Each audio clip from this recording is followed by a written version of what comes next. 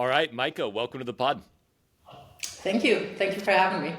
One question I'm always curious. I was looking at your videos. You've got tactical stuff, you've got mental stuff, technique stuff, double stuff. It's all in there. When you pick up a player, they're all trying to improve, they're all trying to get better. Generally speaking, like what do you look at first, or where do you start with a player when they come to you and say, "Hey, I'm a 3.5 and I want to be a 4.0, or a 4.0 and I want to be a 4.5"? I think the first thing I look at is where they're at. And that includes what are their physical capabilities. For instance, I'm always thinking, when I'm looking actually at your videos and you're demonstrating how to poach, you're how tall? 6'2". 6'2". So a little different when I have a 5'1" player. So I have to look at what they have, what they bring to the table basically.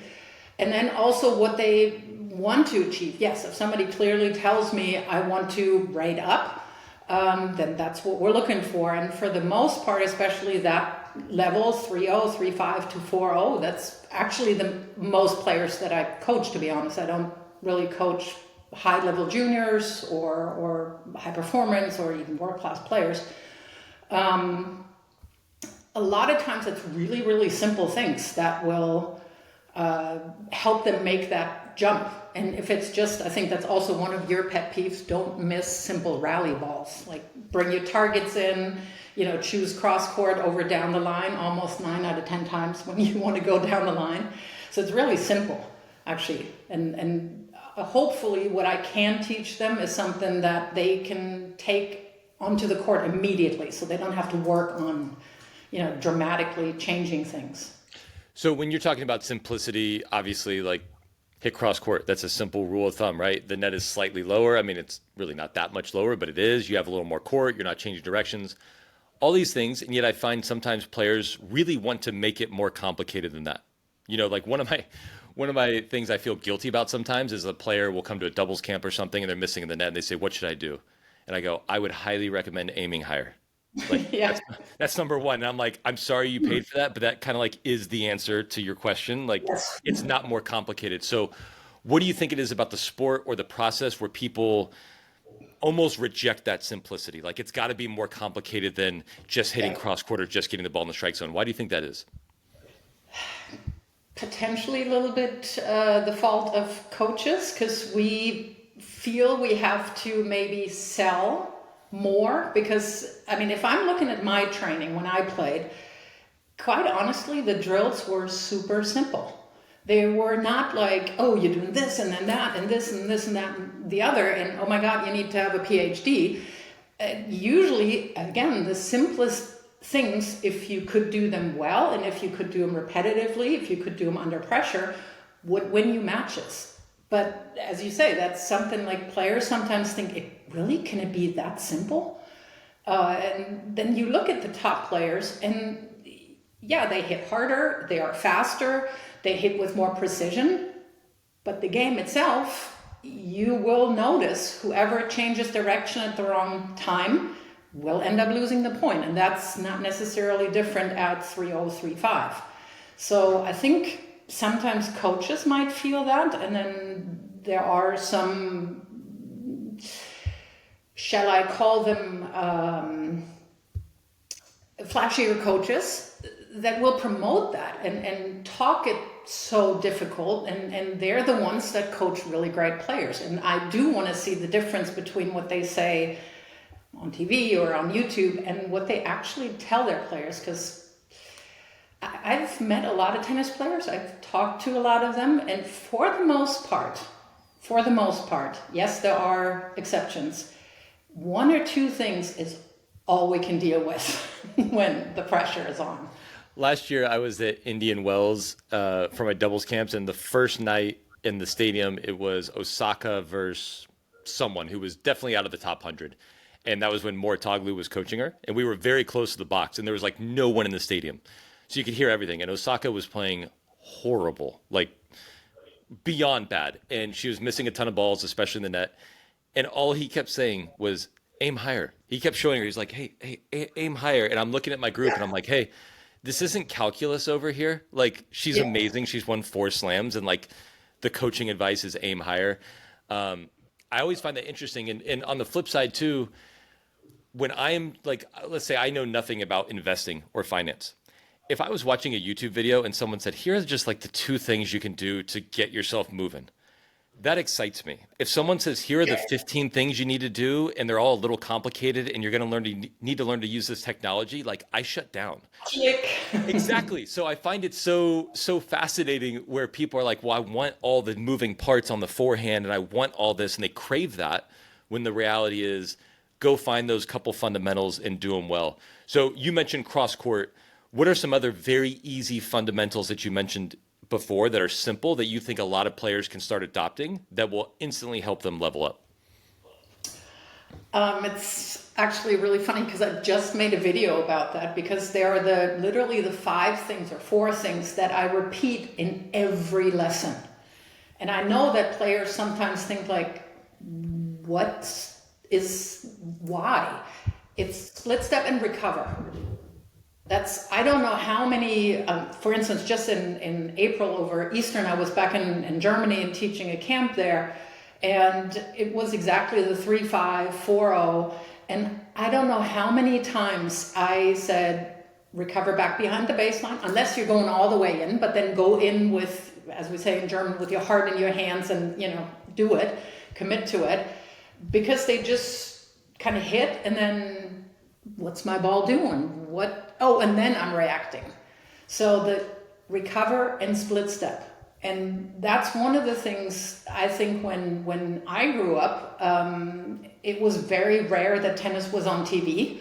I mean, it was there, but it didn't have tennis channels and specifically dedicated to tennis.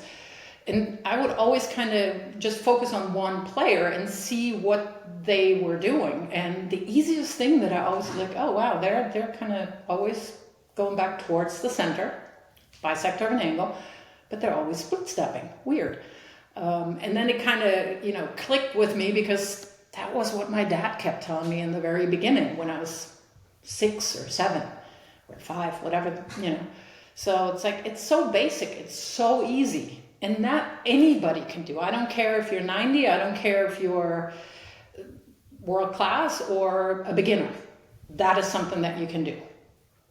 So when you're watching ATP, WTA players, there are several fundamentals, like you said, that you could watch that they are still executing today. They all have their own style, but again, they're majority of the time hitting the ball cross court. When the ball is dropping, they usually play with a little more height. When they take it on the rise, they're driving it. You could go down a long list of things that apply to them that would also apply to a 4-0 or a 3-5, or at least what they're attempting to do. Certainly not the level, but what they are trying to do, right? Right. One thing that you and I mentioned before the podcast that we would laugh about is the idea of like the ATP forehand or a WTA forehand. Yeah. And, that's probably not something a 3-5 should be going down the road, but like, what are your thoughts on that level of teaching, especially when it comes to technique that people are trying to copy the center forehand or the Alcaraz forehand? What do you think about that? So as I kind of also mentioned before, I grew up with Steffi dominating everything. And obviously her biggest weapon was her forehand. So the thinking was, okay, if Steffi Graf has such a tremendous forehand, let's teach everybody Steffi's forehand. And on the boys' side, it was Boris Becker's serve with that incredibly deep knee bend. And what coaches didn't understand, especially in my specific case, was why could Steffi Graf hit that forehand from any place in the court repeatedly with the accuracy and precision and athleticism, whatever? Because of her footwork. Then you put little Meike next to Steffi. I wasn't the footwork. You didn't look at my game and said, oh my God, her footwork. Wow. Not so much. So obviously that doesn't make sense, because just the physical things are not aligned. And it's just, and the same with Boris Becker. I mean, the strength that he had and the explosiveness with which he could get up out of that load, none of the boys had that. And I do remember distinctly that some of the boys had huge knee issues, especially because they were growing. And that's the same thing now. It's like, okay, people, you do not have the levers that a Sinner has. You do not have the athleticism that an Alcaraz has. You do not have this, that, and the other that they have, but you have this, this, this, this. So we have to find what are the fundamentals. Kind of everybody knows what they should be, theoretically. And then you make it look whatever whatever you make it look like, as long as you have, your boxes checked. So I'm not a fan at all of pushing people into a cookie cutter form. There are so many things you can work on with players, right? Technique, tactics, mentality, which I obviously think is huge. Zillion areas, and people tend to greatly obsess over technique. I'm just curious, like if you had to rank things, what would be your one or two general fields in the game? It could be your tactical knowledge, your emotional discipline, whatever it might be.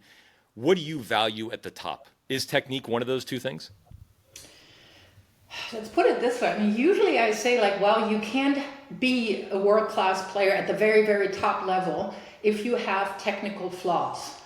I think there's a few players that kind of have snuck in there now that are in the top 100, where I'm going like, weird, okay, that's not the ideal, and they could probably improve that.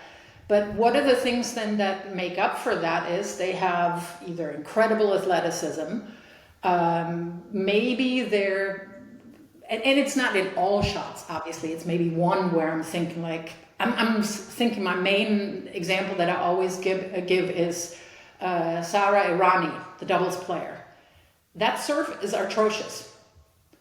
It's wrong. It's boom. And she would probably be the first one to tell you, yeah, that's true. My serve is not my strength. But how she analyzes the game, how she knows the game, how she reads, how explosive she is, her placement, her everything, then that's okay. Would I try to get technique up fairly quickly? Yes, but then I'm thinking you can make up, especially then if we're going back to recreational tennis, if you have good tactics, if you know where to put the ball at what time, and you can actually also do it physically, you're going to be in incredible shape. And obviously, if you don't let it get to you, that your technique is not the greatest. Right. It's funny. I've said this many times, but my ground stroke technique is not aesthetically pleasing to the eye. Like, for sure, I get that. But I also think it helped me, right? Because if you're losing to me and you see the way I'm hitting the ball, I don't think that makes you particularly happy. I think you're asking yourself, how in the world is this guy with that forehand? How is he going in? Blah, blah, blah. And people always want it to look pretty, which I get. Like, you get more respect, but in a way that also frees up other players. And so this whole obsession with technique, yes, you have to be able to make the ball, but do I think that you could come out and tap balls like this and beat a 4-0 today? 1,000%. 1,000%. And it would be not how anyone would teach, but you know how to make the ball. It doesn't matter that you're tapping it. You could put it deep. You would be disciplined. You would move. You know what you're doing. You would find their weakness. So I just wish, I don't know if you have a better solution to this. I just wish there was a bigger movement on, hey, I want to learn how to play the game. I want to learn how to move. I want to learn how to control my emotions so I'm nice and relaxed and I'm in my optimal state. And yes, my technique has to be good enough to make the ball, but it doesn't have to be the Mona Lisa of forehands. I just have to be able to get the ball in my strike zone and execute the very, very simple tactics that I have.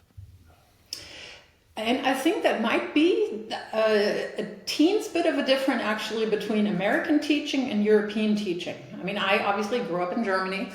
And yes, I was extremely fortunate that both my dad and our club coach were really, really, really good at teaching technique. But once I had that solidified, we moved on. And it wasn't like you went back to it over and over and over. And that's what I'm feeling is a little bit the kind of way of approaching it in the US. There's so much discussion about which degree does my racket face have to be where. The other thing that I also notice is that people here just play more, play more. In the US, I very rarely in the 20 odd years that I've taught there, have seen kids come to the court without their parents and just play. Like knock balls around. I don't care even if they play a match or not. But here they have, in Spain, they have public courts, and I do see kids or parents even, or just adults, just play. The focus on lessons is a lot less, it seems. Yes, of course, you have all these academies. I mean, everybody who, trains one person has an academy here, basically. But that free play, I think, where you learn those other things, is a lot higher here. And I think that might be a little bit of what the difference is. Like, I think in the US, really, you have that assumption you can only make it, whatever making it means, when you have a lot of coaching. And of course, as coaches, we promote that. I mean, that's our living that we're trying to make. In Spain, it seems to, or in Europe, I don't know what other countries do, but those two countries, I do see random people just going and playing. I saw kids riding their bike to the court and playing tennis. And I was like, what? That exists? That was me. That's what I used to do. I would love your thoughts on this. I'm still working through my made up percentages, but one thing as a coach, I think a coach can probably do, it's easier for them to do a ton of harm than a ton of good. But I always said that, like, I think when I have a player, I'm like, hey, I'm going to be a 5% boost at most. Like, if you're the best player, we had a guy at Duke, he was number one in the country when I came in, and I'm 25 coaching him. I don't know anything as a coach. He still was number one in the country. Like, it's not like I can mess him up that much, right? I also don't know that I'm going to give him, even if I'm whatever, Darren Cahill and whoever you think the other best coaches combined, I'm not going to turn him into number one in the world either. Like, he is responsible for a lot of what he does. I can give him a boost. And 5% in tennis, I mean, if you went from 50% of points to 55%, that's massive. But I also cannot coach a 3-0 to be number one in the country in college, even if I'm the smartest person in the world, right? Like, so the accountability of the player, sometimes I feel like there is the coach, come do it for me, come tell me what to do, as opposed to being like, you know what, this is on me. Like, the coach can give me information, they can set a path. I'm going to have to go put in those 10,000 reps. I'm going to have to go learn myself what I like and what I dislike. They can't tell me that, because ultimately that player is the one who has to make the decision in the match. I can't play. If I could play you like a video game, I would, but you can't. So I wish players had a little bit more of that accountability. Yeah, I think the video game analogy there works really well. I actually had one player when I coached at Vanderbilt who it literally felt like she let me in her mind, which was phenomenal and very scary at the same time, because she was so reliant on me, and that worked for that player. But I think the number one thing that, when I was able to help somebody, and obviously in college you can be right there on the court, you can coach, and of course in practices as well, was literally to help them calm down. So that there's a reason why they got to that level, whether it's the guy at Duke who went to number one, or that young woman that I coached there, or everybody who plays D1 tennis. There's a reason why they're there. And I felt sometimes 90% of my job that I have on the changeover was to calm them down so that they can pull up their knowledge, because they have something. And that's always what Coach McDonald and I talked about. It's like, okay, what did you tell her? Because whatever, she was maybe able to turn the match around or play better, whatever it was. Well, I just told her to breathe, and how were classes going, and how was summer break, and how's it going? So it was the dumbest thing in a way. Not like, oh my God, you have to do this and the other. And we would always see that when coaches were like super intense and like leaning in their faces and telling them 89 things. A player can think about two things, maybe going into a rally, or maybe that's just me, I don't know.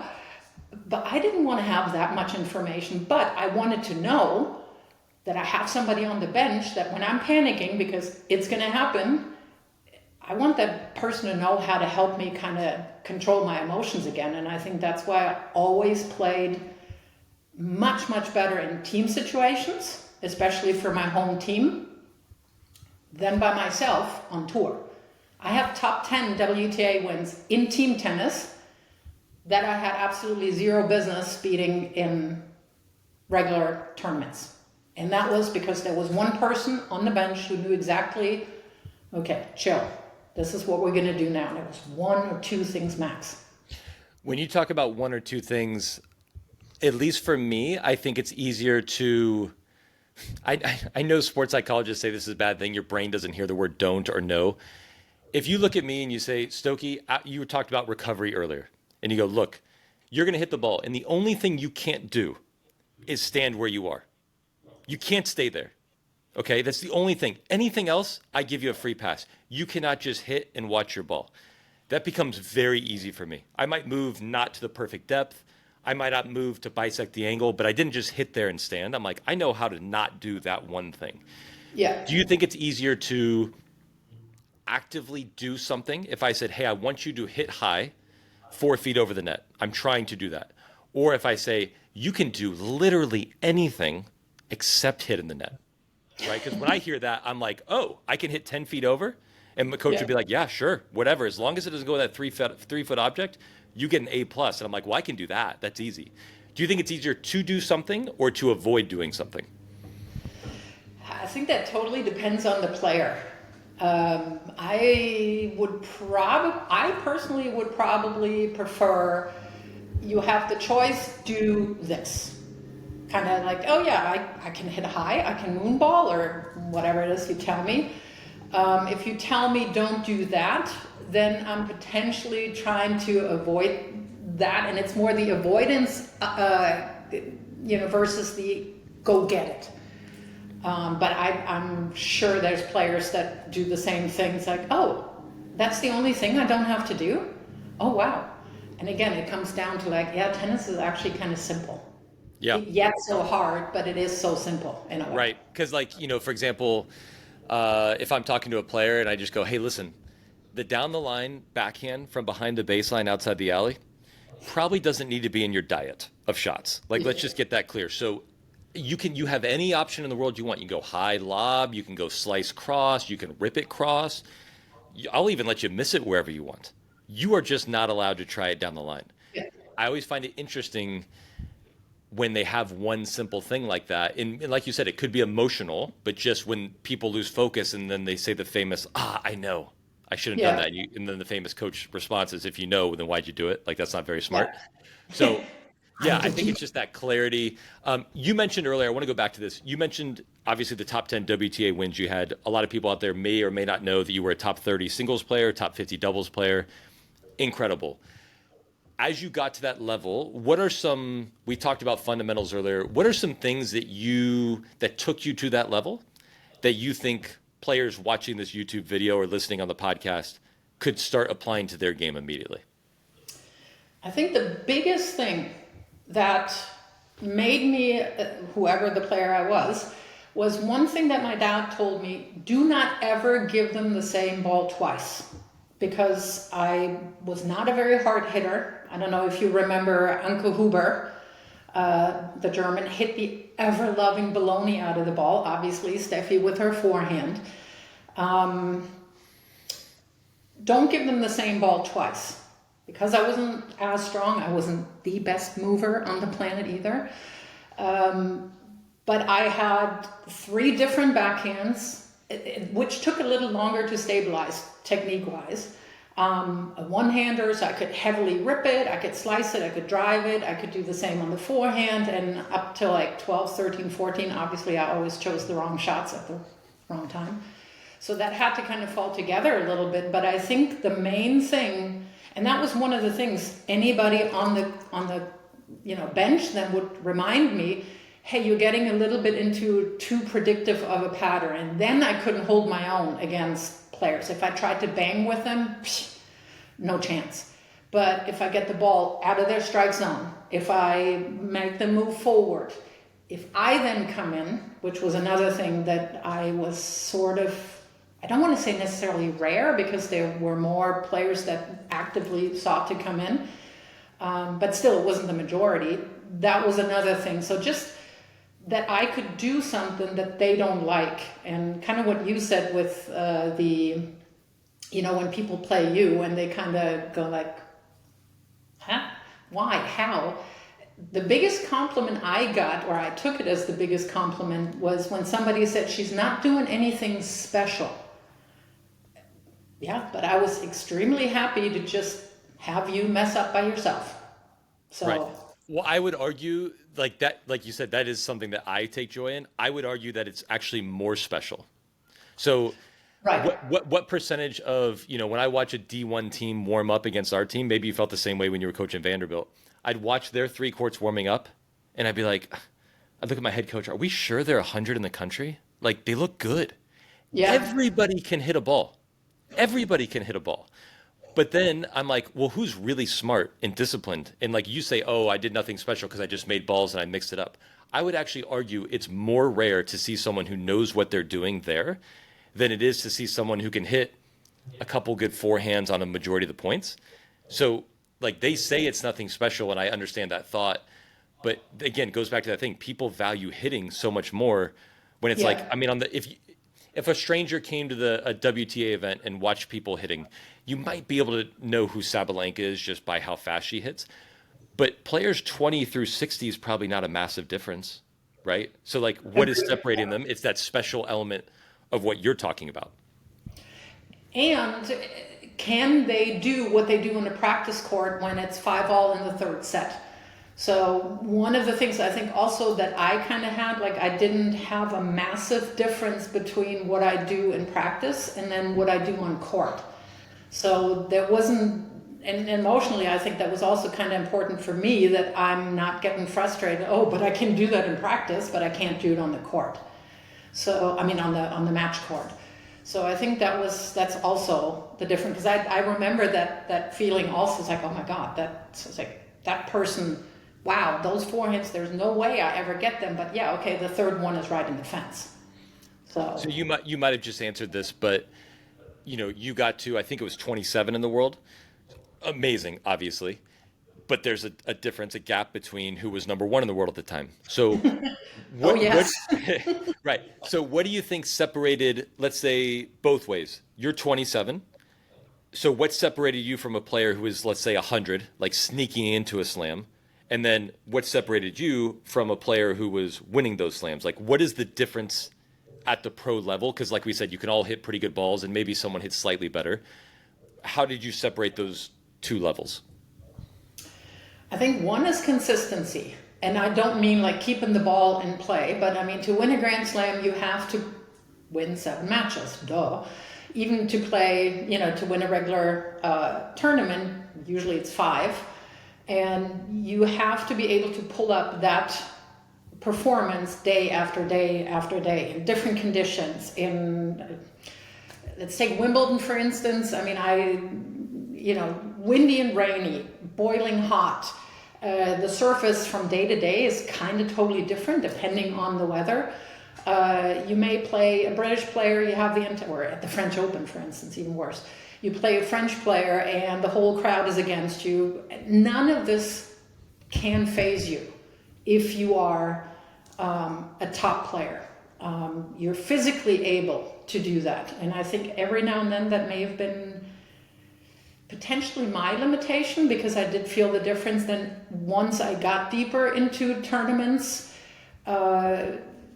This year is taking a toll as well. And to do that day in, day out, and if I'm seeing this nowadays when they have all these other side things as well, press and sponsors and goodness, shoot me. I think for somebody who just made it into the top 100, playing at that higher level, day in, day out, I mean, you might have that level at a 25 or whatever they have now, 50, 75s in the finals or the semis. But from the top level on, top 50, whatever it is, nobody's giving you any freebies. As you said, everybody can play. The Do you, difference, well, yeah. sorry, I'm going to interrupt you. Do you have any advice? You're talking about consistency match to match. You got to play 5 matches in a row and win over a week or 2 weeks.